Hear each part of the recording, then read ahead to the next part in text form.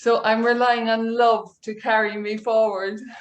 Now, without love, we wouldn't be anything. So we will take the love and go with it. Yeah, that's great. Yeah, I've been nervous, so I know that the relation will carry it. yeah. So it's really the chance to say things that clients might like to hear. Okay, And I thought maybe we could start off with using the word trauma in a way that people can relate to it. okay. Trauma, trauma is such an interesting word because it's become a go-to word. It's used for, it gets confusing because there's so many parts of trauma. And when we think about trauma, we're really coming into more toxic type of stress, something that has really interrupted a part of normal development. So, it could be a medical trauma. It could be um, a whole list of things from postpartum depression to um, a death of a parent during pregnancy. There's lots of reasons that we bring on this higher stress, which we see more as toxic stress than we do as normal stress coming in. And when we're looking at developmental trauma, we want to back up and we go, okay, this is working in the dark. Most people don't have any clue for sure what happened. What we do is we get a result. And either that's a behavior or an action we're taking, usually a behavior, that we can tell this is supporting safety, where we think that it isn't. It's coming in to support that safety, to try to keep the person safe that developed the behavior. So that kind of trauma, toxic trauma, is really important. There's also event trauma, sometimes called shock trauma. It's got multiple names too. But in that type of trauma, there's a memory before, like you have an autobiographical memory. It's more explicit memory coming in. And then there's an event, and that event can disrupt your whole life until you get treatment for it. But once you get treatment, you come back and you kind of bridge from where you left off to where you are now, and you move on with life. But with the developmental trauma, there's no bridge. We don't know what's before because we can't see what's before. It's more of an implicit memory coming into play. And implicit is just little bursts, or it's somatic, which means the body is holding the memory. And the body doesn't forget anything. It holds on to every memory, everything that happened to us. Yeah, I think for myself, Steve, I didn't know that I had developmental trauma, but I just knew I was very shy and wooden. And it took me a while to discover that that I was wooden and frozen. Yes, Yeah. yes, yeah. We call that, that freeze, that wooden feeling, is the reason you don't notice it is because I don't like this word, but the word normal, this wouldn't is normal for you. You wouldn't notice that it's different. You wouldn't notice Mm, that freeze is different because you've been living with it all your life. So this mm. is just how you operate. It's not until someone starts coming in and bringing in those little layers of regulation that you begin to change, because you begin to thaw. If it's like an ice Yeah, freeze, you begin to thaw, which is, can be a difficult time, but also a blessed time. But you're really coming back into a new normal. So you're going from this normal to a new normal. yeah, yeah. Yeah, so that's kind of leading into that healing is difficult. Healing is, it's interesting. It's difficult in the manner that it can bring in memories and sensations and body memories that sometimes feel very uncomfortable. Usually it's only about, 48, 70, 72 hours, 2 or 3 days after a session. You might feel bad because your body's trying to get back to where it was before. It has a place, a marker there. We call it a set point. And that set point is where your body always wants to go back to. So if you're wooden and you're frozen, It always wants to be there. It's going, what are you doing? You are not safe over there. Even though we know you're moving towards safety, a much greater safety than you've ever experienced. She's pulling you back, saying, no, you're right here. So the difficult part is that we're microdosing, taking very small bits and pieces happen each session, and we begin to formulate these layers that weren't there, or if they are there, they were incomplete. So we're coming in and we're working on these layers, and they're just tiny, tiny, very delicate work. And so we want to be sure we're not rushing through it. We allow time for the body to go, oh, I don't need to be afraid because we're moving over here. I can now breathe, and I can allow myself to take a few steps. And I always say it's 2 steps forward and 1 step backwards. Yeah. Is the healing process. So so that's kind of using the word trauma in a way that clients can relate to it. And because like me, most people think that they haven't experienced trauma, but they don't feel like they operate so well in the world. Well, none of us want to feel like we're not perfect. If we're perfect, people will like us. People will have friends, we'll be smart, we'll be pretty, we'll have all those good things going if we're perfect. So nobody wants to imagine that they're not perfect. They want to see this and go, oh yeah, maybe there's another perfect. But we really want to be perfect, because if we're not, maybe we'll get abandoned. Maybe nobody will want us. And so there's a lot of play in there that we're looking at when we look at this whole healing process. Do you want to say a little bit about how experiences are stored in the body? The simple way for clients, I believe, and not simple, but it's a way of doing it, is that when we have an event, we have a fight and flight response, right? And so our body always goes, oh, let me see if I can fight my way out of it, or oh, let me run. And then we have the freeze option. We also have a conversation part that we might be able to engage, but what we're really looking at here is when we're moving through the body, think about landmines. Like, there's little mines all through the body, because the body takes this fight and flight where we get this massive amount of epinephrine to run, and this massive amount of cortisol comes in so that we don't feel anything while we're running. Those don't get used. So those little chemical hormonal packs come in like little tiny balloons. They just pack up, and then the body just encircles them. So, and there they are. So they're all through our bodies, these little mines, and we don't know where they are. Oftentimes, I get surprised, and I've been doing the, thousands and thousands of cases, and I still get surprised that I touch into a spot that has a huge amount of explosion with it that I didn't even know. I couldn't even imagine that it would be in these locations, and it's there, and it goes poof. You just go, oh. I must put I'm getting a reminder that the session is on, so I have to put it on.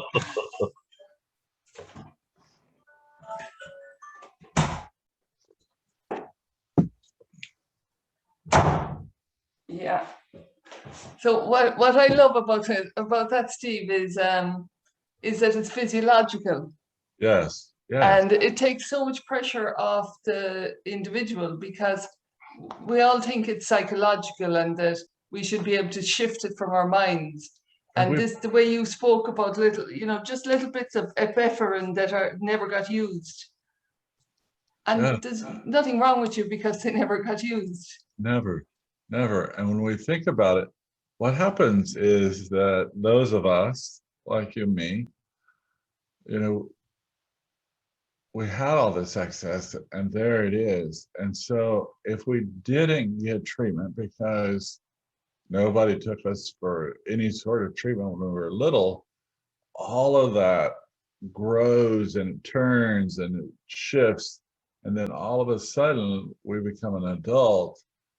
And instead of being oppositional defiant or ADHD or restless syndrome, unable to sit still, all these tags that teachers and parents put on us and friends, they all tagged us. Those tags, when we come into an adult, says the psychologist or the psychiatrist comes in and says, you have borderline personality disorder. They're looking for some sort of tag to put on us that makes us psychological and puts us Mm. into psychology. Yeah. All of these personality disorders. But the truth is, we're over here in physiology. Yeah. We're not in psychology, we're in physiology. Yeah. It takes some psychology. I have to be able to sit in presence. I have to be able to really, really be mindful when I'm coming in to work with a client. I have to pray. I pray before every client. When I sit down, I'm just really calming my body because I don't want to. We had this thing for a while in life where we thought we had to match the vibration. So if the client was like this, we had to come in like this. And then as we slow down, they'll slow down. That doesn't work with developmental trauma. We come in and we're in a restful place. And I quietly sit and I wait and I'm working and we're working on support and we're building trust in your body. You know, we move these from one place to the next, exactly what we're saying we're doing. We don't surprise anybody. We don't get alarmed if something happens. And we wait for them to find us. We Yeah. wait, our heart is open so that they can find us and we can repair the early trauma. We can come in and And support. Yeah, we and love like you said earlier, it's at the pace that they can their system feels comfortable with, so that'll be small bites so that it can be integrated, yes. and no chasing and just waiting and being present. It is funny, you know, Gerardine, I was just thinking about, you know, diets. There's some mindfulness type of diets where they say just take little bites, use a little plate and take little bites Yeah. and, taste it, enjoy it, savor it as it's going in your mouth. And as you swallow it, breathe through and let it rest. And that's what we're doing. That's exactly what we're doing, but we're doing it, in all parts of the body. We're coming in and saying, we're just going to do a little bit, just little pieces. Yeah.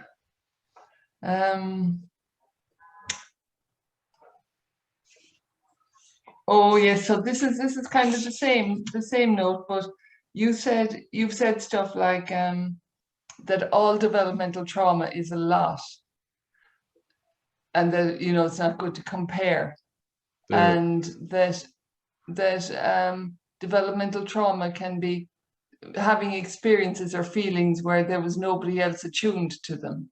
So then yes, it was too much for the little one system. yes, yes. And yeah, That's very true. That's an important point that, um, and I hear this. I do a lot of consultations all around the world with practitioners, healers, and I always get when they tell the story of their client, they always say to me, they have really severe developmental trauma. They've had a really, really, and I'm like, there's no measuring stick. No, let's lose that because when we as clinicians or healers start looking at it and I say, oh, you really had a lot of developmental trauma. It's really severe. When I do that, I put that into the body too. yeah, I plant a new tree, and that new tree is not going to be a fun tree. yeah, So all developmental trauma, I I never, I, and I learned this the hard way because I had a client that I thought, oh, they're so easy. This is going to be a breeze. I'll be done in a few weeks. Well, I still have them. And it's been like 8 years of them really struggling because once we started peeling back, there were tons of things underneath. It's like a magic box full of trauma, and we just keep pulling out pieces. And so, no, there is no comparison. We don't compare, and we're there really to meet everyone. I Yeah. really want to come in and say, all right, here I am right here, and let me meet you where you are, and let's build these bridges that we can connect with each other, because we're going to get attachment ruptures. Most people with developmental trauma, we look at attachment, we think about secure attachment. Oh, there's the person I want to be with. And they're like, oh, there you are, come to me. And we get this really good attachment where we feel safe with this person.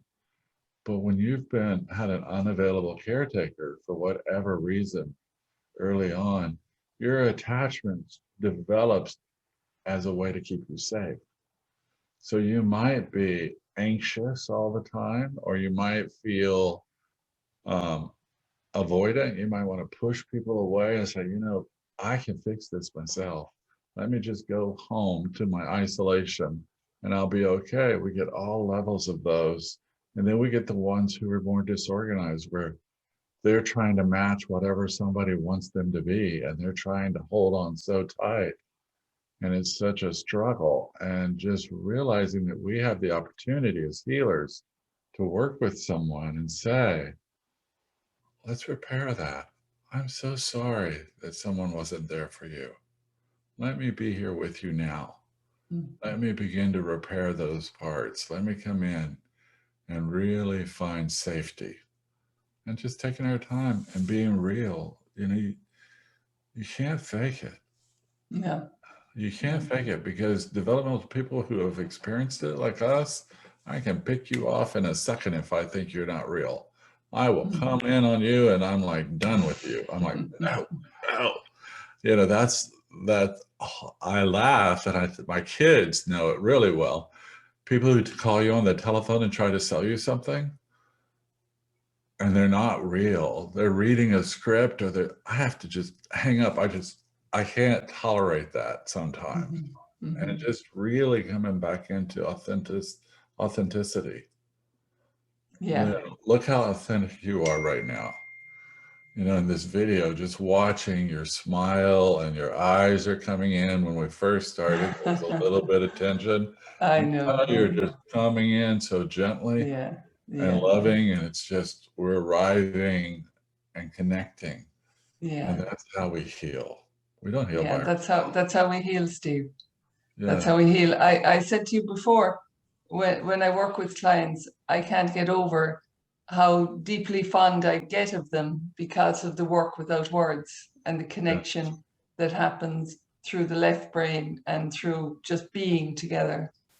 Oh, And and sometimes it's a good thing for us to say to our clients, you're going to feel love. You're going to feel these things. And we're working down here with these parts.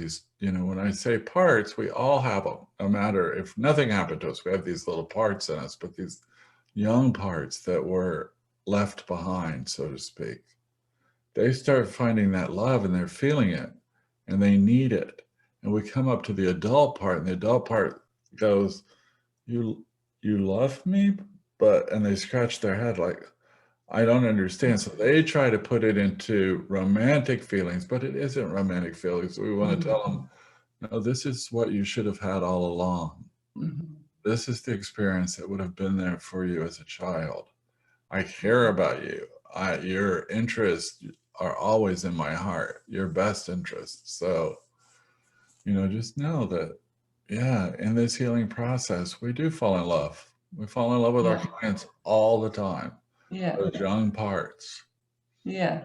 Yeah. Yeah, it does. It feels like a very safe love. It feels like a love that's full of care and is very respectful and safe. And Well, it's the love that a mom feels yes, when she gives birth to a baby, and the dad feels when he sees the yes, baby for the first moment yes, at birth, that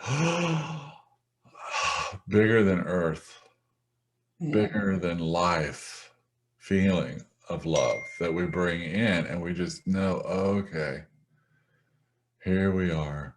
Yeah. Here we are. And it's just gently understanding Yeah. that, yeah, we want to repair that. Hmm.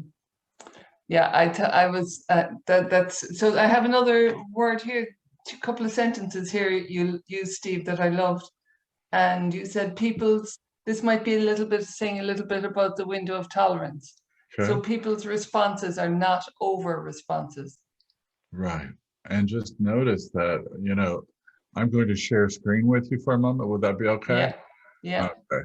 So one of my favorite things is a whiteboard, of course. And so let's just do a little drawing here. And I'm not an artist, but I can show you that when we're born, we all the way through utero, actually, and for generations before us, we could actually bring all that into play. We have this thing that we're formulating called self. We hear that a lot. Where's your self? And when we have developmental trauma coming in, oftentimes we will develop another self. But this self we could call a survival self. And the reason this survival self comes into being is because we have a window of tolerance, so to speak. As long as I'm within this window of tolerance, which, I can show you, looks like this. It's kind of like, here's the window of tolerance. And when I get afraid or stressed, I come in and I have this thing called sympathetic arousal. And this is part of the fight and flight. I'm getting ready. Oh, something's happening. So I go outside the window, trying to protect, trying to protect, trying to keep you safe. And then we have this wonderful thing that comes in, and it's called a parasympathetic, and the parasympathetic matches it just like that. And it pulls it down, and we come back into regulation, which is everything in there. Everything's within the window. Everything's working. We're safe. It's always about safety. But what happens with developmental trauma is when we see this freeze coming in and we're looking at this freeze coming and we go, okay, there goes the sympathetic, but the parasympathetic is so exhausted, it gets worn out rather quickly. So as it gets worn out, it begins to miss. It can't even connect where it's supposed to connect. It can't do the job that it is supposed to be doing. It can't do it. It's just going into freeze state. And then all of a sudden our window tolerance looks like one line because we are exhausted. There's so many freezes that exhaust. That's what comes in and creates this survival self over here. So let's move that over and we'll say, okay, so there's the window of tolerance and it's acting in the survival self, and it acts just like the regular self, except the cost of doing business is so much higher. And so here we look at it, we go, okay, so my sympathetic nervous system is threatened. I'm in some sort of threat. Sympathetic comes up just like it did in the other. And then we look at this and we go, okay, here comes the parasympathetic. And it has to match. But the way it matches here is that it has support. It has a very noticeable support. And that support that we're talking about is we're looking over here, we're going behaviors, addictions. It could be as simple as singing a song when you're going down the road. All of those things Yeah. come in and they support the parasympathetic so that it can line up, and it comes back down. And this is how we heal as we lower this experience and we bring it more into regulation, that great word regulation. We bring it in and we look more like this, and we're within. Then these items over here begin to disappear. Yeah. So the supports are needed. And Yeah. it's beautiful just right now that I think that you call them supports, because of course my clients would be shamed of all those behaviors, of many of those behaviors. Well, yeah, Gerardine, they've been shamed for all their life. Yeah, Unfortunately, all their life, somebody's had an opinion about their behavior. that's right. And all their life, you're either, even as we get into dating, into into our teens and early 20s, and we're dating, people say, "Oh, you're cold. You're so cold," or why don't you notice? And you're like, "I'm doing the best I can." And it's like we're really working at this. And for kids, oh my gosh, it still breaks my heart to imagine that this kind of trauma and stress can lower our IQ up to 40 points. And I have seen so many kids that were in foster care, severely abused and adopted. And on here in Texas, every Friday you have a spelling test in elementary school, and work and teach them, and they know every word, know how to spell it perfect. And I even do it in the office with them. I'll go, "Oh, let's go over your spelling words this week. Let's get them ready." And they would be all ready for it. "Oh yeah, you're gonna do great on your test." And they go to school and they fail the test.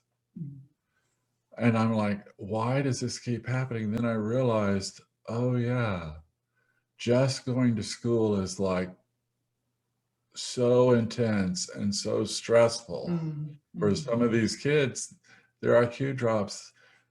Safety always comes first. So if I I need, love the word, Steve. I just love them because I know my clients will love them. yes, safety. And the what they're doing is what they're struggling with is because there's so much stress there, and that it's not that there's something wrong with them. Right.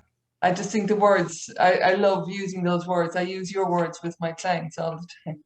Yeah, thank you. I say, Yeah, gentle words are so much yeah, better than yeah, understanding words. yeah, yeah. Yeah. I, I, yeah. So that their responses are not over responses. It's like their responses are always there for a reason, even if they're extreme responses. They're just not understood. Right. They're not always understood, but those extreme responses are coming in because the body imagines that you're going to get killed.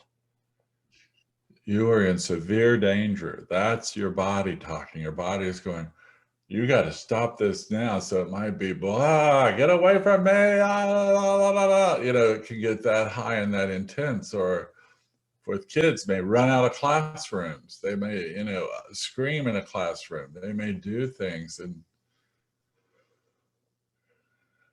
we just want to stay safe. Mm-hmm. We Mm-hmm. just want to survive. That's all we want. Mm-hmm. Nothing big. Yeah.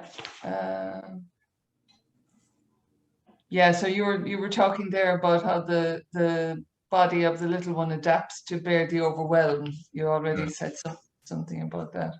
Yes. So how about the metaphor of the elevator, Stephen? Coming into Wh- into When we're the healing. yes. Well, what we think about with the elevator, we come in and we think about the layers. And we have lots of layers. I mean, there's tons of layers in our body, and we have all these systems, but we really bring those systems into thinking about the skin, and underneath it's the fascia, and underneath the fascia is the muscle, and underneath the muscle is the bone. And so we're looking at these as an elevator too, that we're coming in. We may be using an elevator to drop down to each one of these layers, and we're bringing in a sense of regulation to each layer to where they harmonize. They come into harmony with one another, and they start acting in that place of understanding more regulation, that all it takes is a microdose in those layers for them to start trying to match one another. And we use elevator and we think about, okay, here we're going to move through these layers. We think about activation. We may be way high on a high floor in an elevator, and even bringing that activation down, we can bring it down into very small micro events. But it's important for our clients, to keep a little journal. I say, just use your little phone and just jot down little messages or say little messages into it, because we measure events. Let's say that we're having those big wow responses. Well, maybe they last 10 minutes, and then they last 9 minutes, 45 seconds. That's a huge improvement. But it's such a small improvement that clients, you're not going to notice it. They're not going to see it as quickly. They can heal in this process and never know anything changed, because we're so gently changing that marker. We're gently moving it. And that's why, we're coming in and we're working these layers. We're working with the HPA axis, which responds to fear or distress. We're working with all of those, the adrenals, everything, to reestablish safety. That's all we're doing. We're really creating a new safe body and a new safe world around that body. And you've used the elevator, Steve, to talk about, that you're going to go through the experiences that you've already had. If you were exhausted, you're going to hit that floor on the way down. If you were in fight, you're going to hit that floor. Yeah. You can't pull the car into the garage and not back up to get it out. And that's the elevator. Yeah, you're way up here. You're going to hit all of that. It's actually an exciting moment when you start fighting, when you're coming out of freeze, because that fight actually helps you come out of the freeze. So those elevators and all those floors we're coming through are just a reminder that, oh yeah, I might have a smidgen of a memory might come through my mind, but I guarantee you a memory is in the body that's going to be there with every floor that we hit. And it's just coming back through that whatever we went through, we come back through. And that's one of the, in shock trauma or event trauma, we work the edges. We come around and work the edges. We can see the pond or the lake. We can see it. And we come and we just work the edges around it and we heal. But with developmental trauma, I have no idea where the pond is. So oftentimes I'm going to walk right through the middle of it. That intensity may come up. And knowing that, okay, this is short-lived and we're going to get through this as long as you can tolerate it. Let's just move on through it. And that's how healing comes about.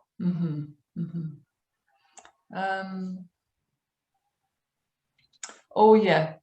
So could you say something about the natural state, Steve, being present at the same time as the trauma and the frozen and the high activation being present in our body? They're both alive at the same time, all the time. Yeah. And what happens is that we know there's always a natural state in there, and parts of that organic self may not have ever been used. It could be a new experience for us, but that organic adult is with us while we're doing this work, as well as that natural state, as well as the activation. So it's possible, and this is the part that's kind of you have to wrap around and go, what? It is possible that I have a fight response here that's settled in, and I have a freeze response here that's settled in, and I have a run response here, and they can all be next to each other. But there's also a natural state that's there too. And that natural state is so scary sometimes for the body to move towards, because in the silence of natural state, when we go into that place of presence, that natural state, is so quiet. It's very quiet. And that quiet oftentimes activates one of those other parts that's somewhere else in the body. But yes, they're all on board at the same time. Mm-hmm.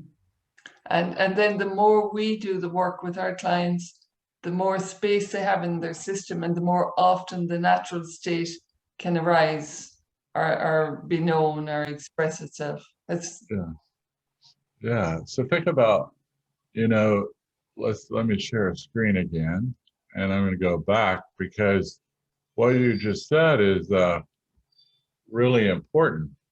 So here I am, and there's a box, and there's a box, and there's a box. And I'm just going to use these 3 boxes just for simplicity. And so I come into these boxes and I think about them and I go, okay, I might arrive in therapy in this tiny box right here. This might be where I arrive in therapy. And inside that box, I have to live my life.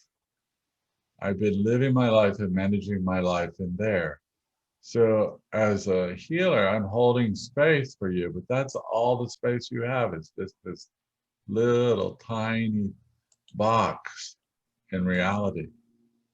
And that's that's not an easy place to live. That's not an easy place to experience life, kind of there.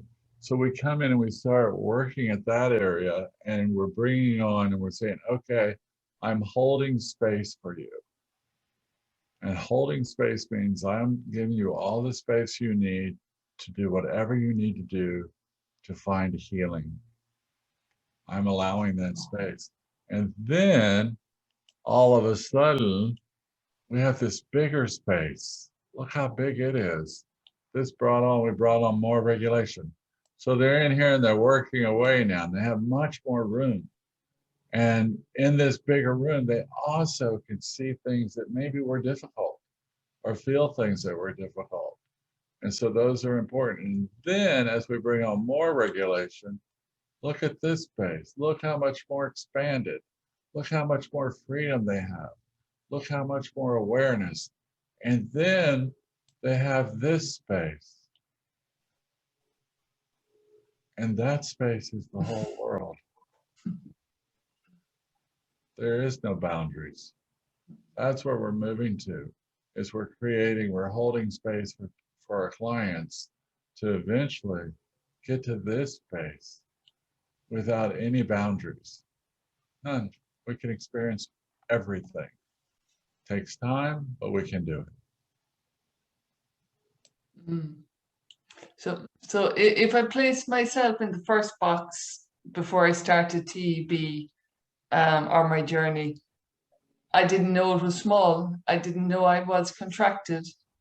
I didn't know I was dense. I kind of didn't even know I was playing life safe because all those rules were unconscious. So I was in a pretty small box, and now I'm in a medium to middle, Yeah, and I love what you just said. You just said something so powerful that you probably don't even know what I'm getting ready to tell you that you said. No.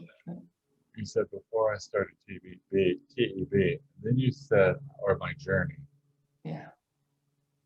It's not about TEB, it's about your journey. Yeah.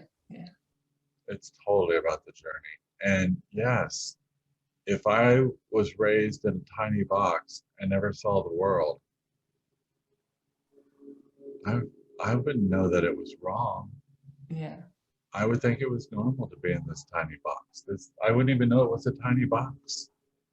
Yeah. That's the important part. Keep coming back to that and say, you found relationships, you went to school, you went to college, you did all these successful things in your survival self.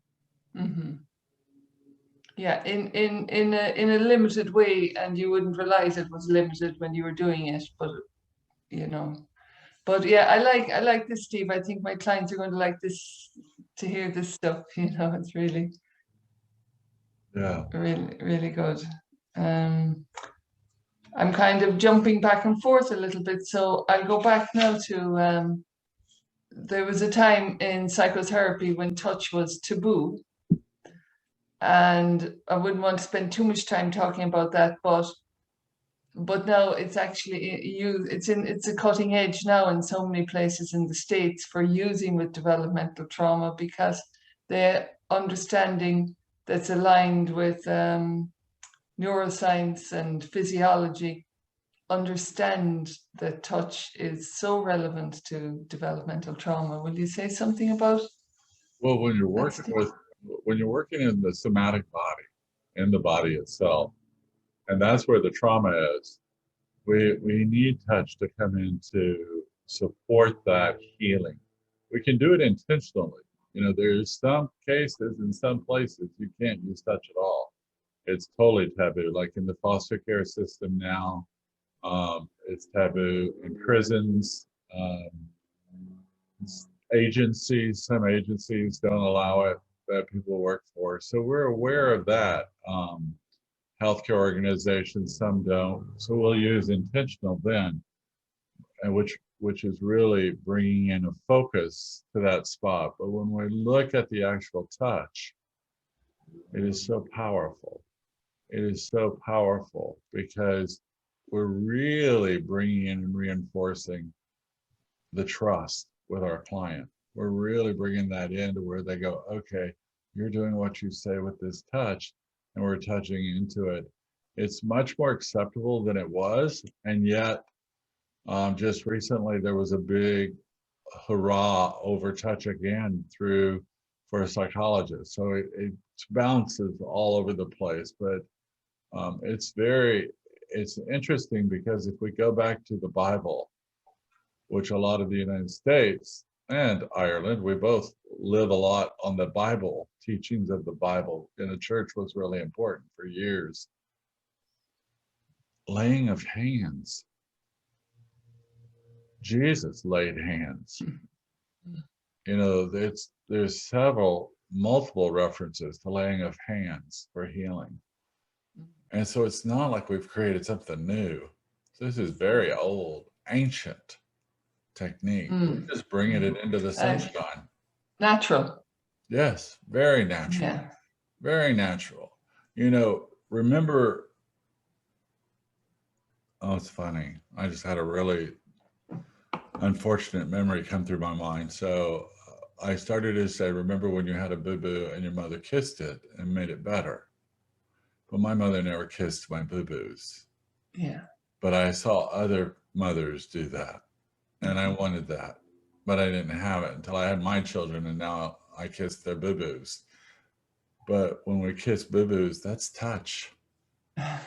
That's touching that boo-boo and going, oh yeah, let me kiss that boo-boo and make it better. Let me take away the pain. Yeah. Give me the pain through that kiss. I'll heal it for you. And I didn't get it. I wish I would have got it. I'm a little mad right now. Why didn't I get it? You know, but my mother wasn't capable. Yeah. And that kind of leads on a little bit to something that I can get caught in sometimes, is blaming the parent. Yeah. You know, so it's like I do know the language. There's a beautiful language where that I let you speak there, Steve. That we won't fall into it, and that the client, to support the client, to have a language that they're not blaming their parents, even though it's very, very painful for them. Yeah. And the key word is even though. Even though all these things were happening, just to remember, even though they were doing the best they could, they too were trying to survive. They too were in their survival self looking for safety. And they didn't have enough left over to give to us. They didn't understand that. They were meeting, sometimes they were just meeting our daily requirements, changing our diapers and feeding us. And sometimes they weren't, or sometimes they couldn't because of a medical reason or depression. They weren't able to show up in the way we needed to. And it would be real easy to blame them. but really coming into the understanding that they did the best they could. Yeah. And And I think, Steve, it's like the importance is for the therapist not to be blaming, and the client can do it until it's there no longer. right, no pathology. Yeah. No, You know, if the client needs to blame until there's more space in their system, and then they don't have to, but as long as a therapist you've that framework of that the parents were doing the best they can with what was going on for their own survival.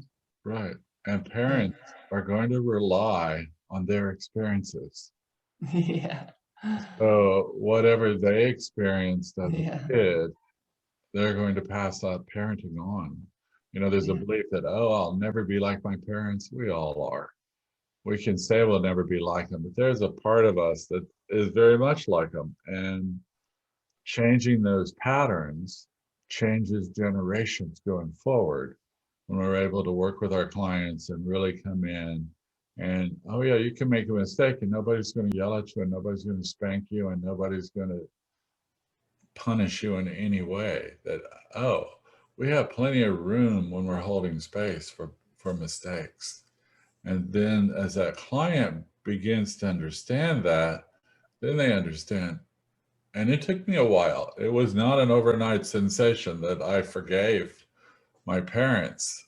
It took me a while before I realized, oh, they did the very best they could. And I could hang on to what they did wrong forever if I wanted to. I could go to my grave, or I could live a new life. Mm. I might even find out what fun feels like. I might even experience joy if I take away that energy that I'm giving to my parent as an adult.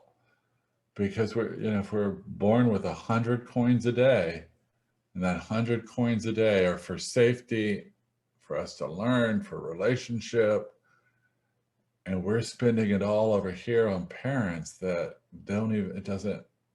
they did the best they could, then we're slacking on education, we're slacking on relationships. So collect your money. Yeah. Put it over here And where you want it. yeah, and as you said a minute ago, that shift only happens when there's more space in the system. Exactly. It cannot And it can't happen. happen before then, and then it happens naturally. Yes, it never happens in a closed system. It can only happen in an open system. And the What open system is in the greater space that we're holding for our clients. yeah, Is yeah, the more open and vulnerable they get. The open heart system is yeah, where they're able to heal. But they're healing in the closed. We're bringing them all the way up to the edge of that, and then we're welcoming them yeah, into this open system. yeah. I often say, Steve, to my clients who'd be suffering, I, and I tell them about your story, how you say to your clients, oh, you were working really hard before you even got here, Yes. that your system was already working really hard before you even got here. Yeah. Uh, Yeah. You And when know, the systems work hard, they begin to break down. Something's got to give. And so people begin to get sick. mm, And diabetes and type 2 diabetes starts showing up. And we start seeing blood pressure issues.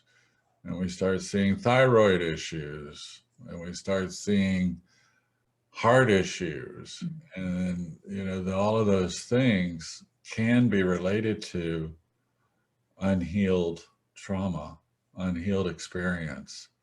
because the system is working so hard to keep it safe, to relate while all its energy is over on the safety side of it, and Yeah, it's just empty. completely. Yeah, yeah. So my clients absolutely love when I tell them they're not lazy, Steve. So They're, they're definitely not lazy. They're doing the best they can. And if I yeah, spend all of my money, remembering that idea that not only am I experiencing it internally, but oftentimes I'm seeing the whole world through a lens, and that lens is fear. Everything's dangerous. I don't know if I can do anything. So it can really be debilitating. Yeah, yeah. And it's been so beautiful for them to discover that they have energy and that they have motivation when they have more space in their system, and that it's natural. Yes. Whereas in the other model, there was something wrong with them, and so many people were aligning with, yes, you are lazy, you are. Whereas they used to go to school and come home and go to sleep because they'd used all their energy during the day. Yes. And I have a big, I teach a lot about agreement therapy to my clients when they're working with, to the spouse or to the parent, and say, if your kid says, I hate you, the strongest thing we hear, I hate you. No parent wants to hear that. We don't want to hear it. So our natural response is to come in and go, oh, well, even though you hate me, I still love you, blah, blah, blah. But in that response, we didn't hear, we didn't listen. So when that kid comes in and says, I hate you, for that parent to be able to say, yeah, you hate me. Yeah. And to get quiet and hear what's next behind it. And oftentimes, just by getting quiet, it's over. Whatever the anger was, it's over. Mm. It's over. Otherwise, even though you hate me, I still love you. Oh, I hate you more. Let me show you another way I hate you. Let me, all of those parts. So yeah, very gently understanding that my child comes home from school and says, I need to go to bed. I'm so tired. And we say, yeah, you're so tired. Go lay down. Let me get you a blanket or a quilt. Let me make you comfortable. Mm. And understand that, we got to be safe somewhere. And if we can't be safe in our home, it's going to be really hard, isn't it? Yeah, yeah. Yeah. So that's making me think about oh, it slipped out of my brain there now again. Gone again. I understand gone again. I understand it because I think that what happens is it looks like dementia. Sometimes I'm grabbing and I'm looking for these words. What I realize is that my brain was so focused on safety for so many years that it didn't put storage units in. The computers don't always work perfect. So it takes me a minute and sometimes a day or two before I ever remember the word. And it can be a common word, and then, oh, there it is. And then I realized, oh, that's an effect of not feeling safe. So Yeah, it's yeah, normal not to remember a word. yeah, yeah, yeah. That's it. I love the way you describe that. That's brilliant. Yeah. So is there anything that you like to tell your clients, or that your clients find useful to hear from you? Or In the beginning, I like to tell clients, don't give up. No matter if it feels like nothing's happening or it feels like a lot's happening, don't give up. I'm not going to give up on you. I'm going to be here. We're going to work together and we're going to create a safe place for you to heal. And we're going to expand that container where there's more room. You may need to be doing somersaults to heal. And in that little tiny area that's been created around you for safety, you can't do somersaults. So let's expand that to where you can do somersaults and you can heal. But, don't give up on the process. Let's always talk about it. Whatever comes up, we can deal with and talk about and stay safe. And oftentimes, I want you to know as a client, we get to a place in healing called even though.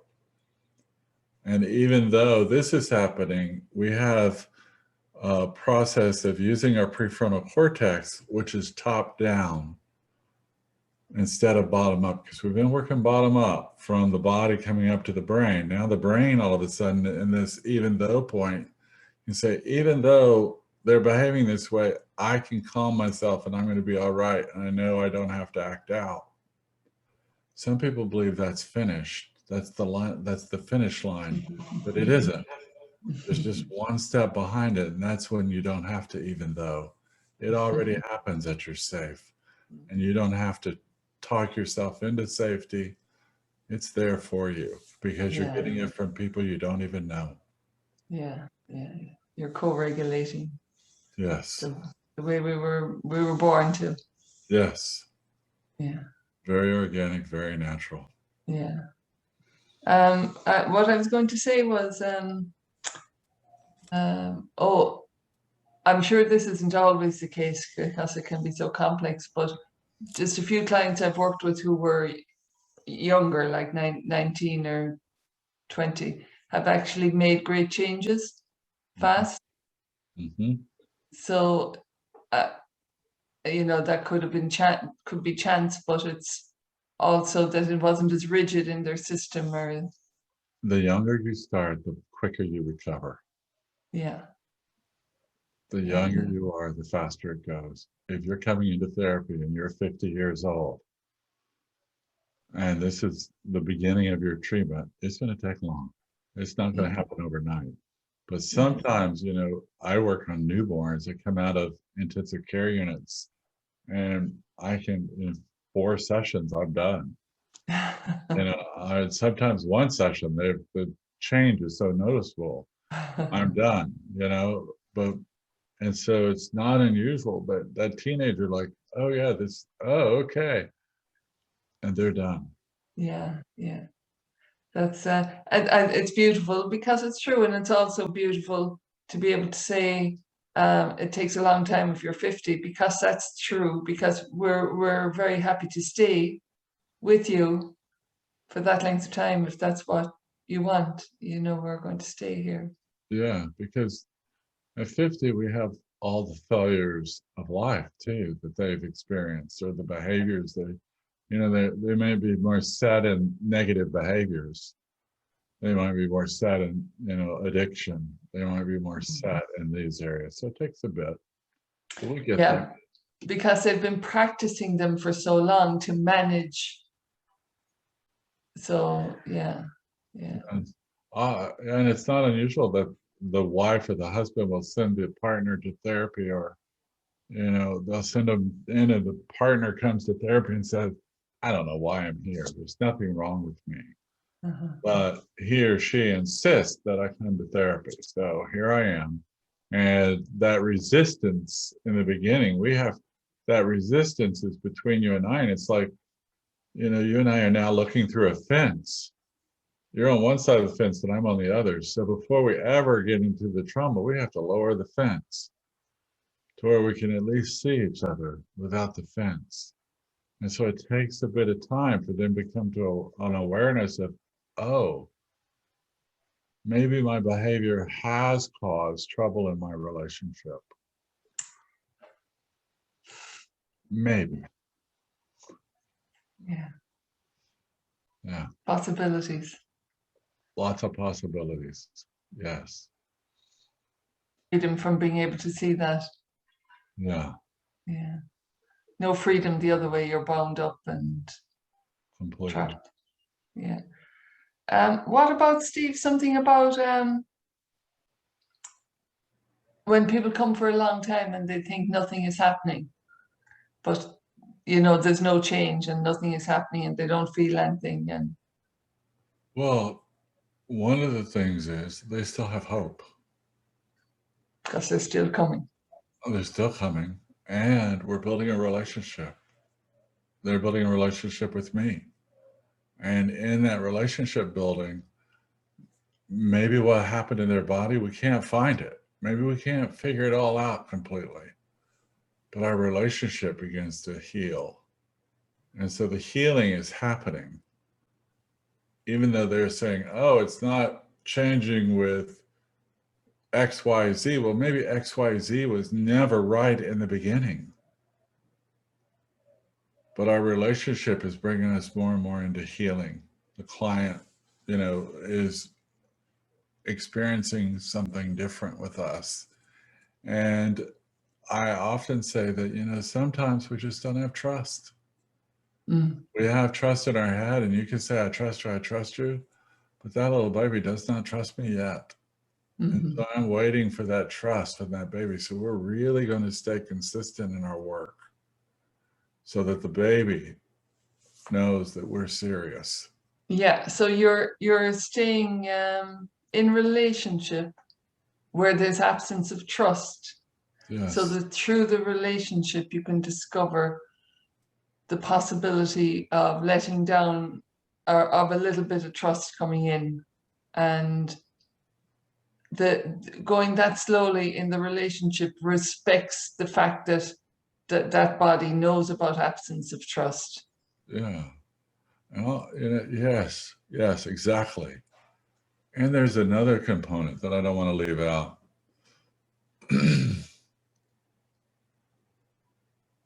I find myself in a park, just a story. I find myself in a park and I'm watching people in the park. And maybe I have my kids with me or maybe not, but I'm watching. But I'm not having any fun and I don't know what to do. That is improvement. Yeah.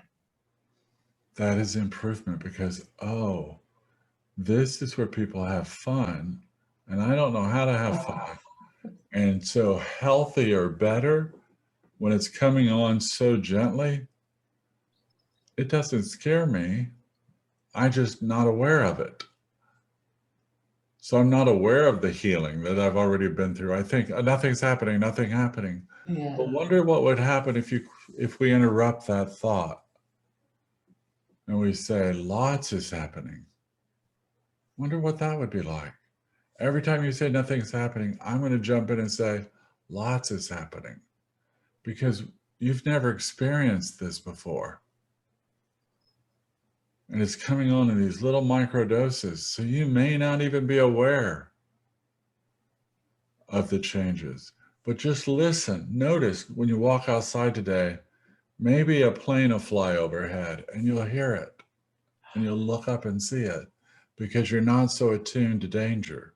I know. Maybe you'll smell a flower that you haven't, or you'll taste food that you've never tasted before. Yeah.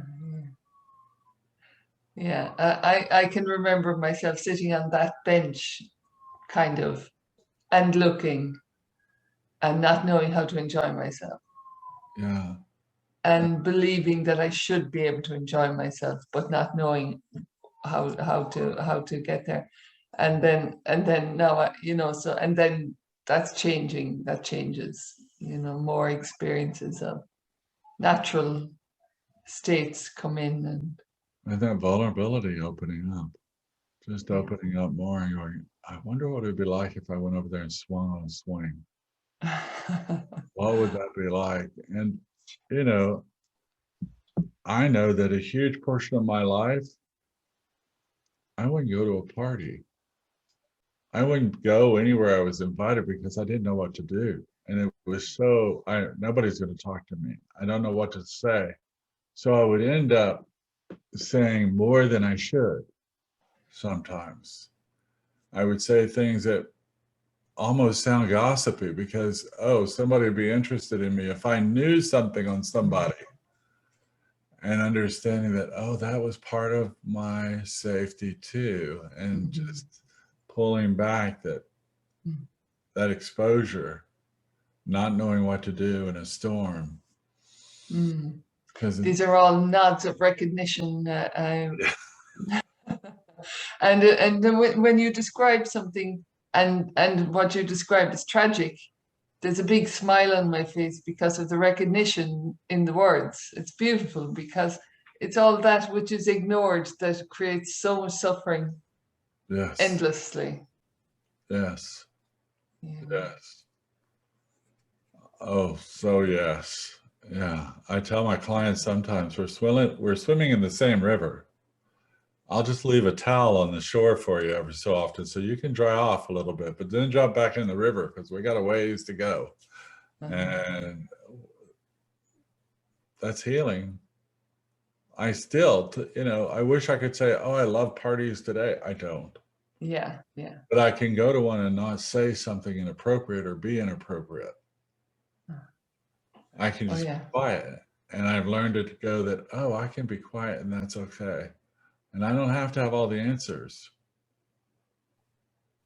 I used to think I had to know every single answer, every little part of the body.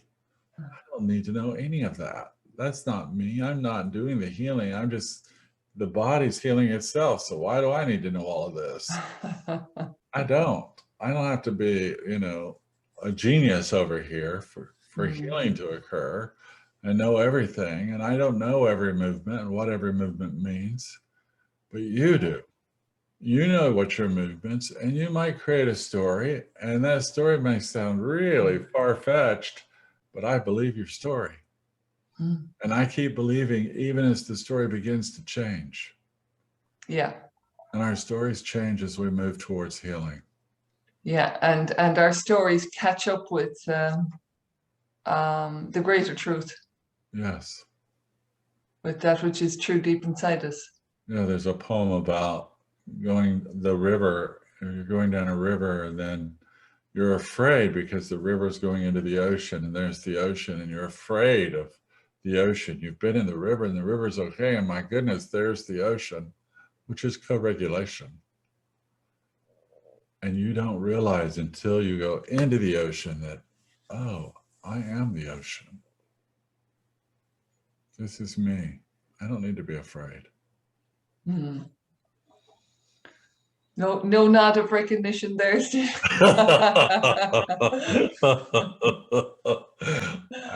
Yes. Yeah. So thank you so much for the opportunity, and I know my clients will be delighted to hear these words, and I'll be delighted to share them with them. It has been my pleasure. I see you touching so many hearts and so much healing, and I'm so grateful.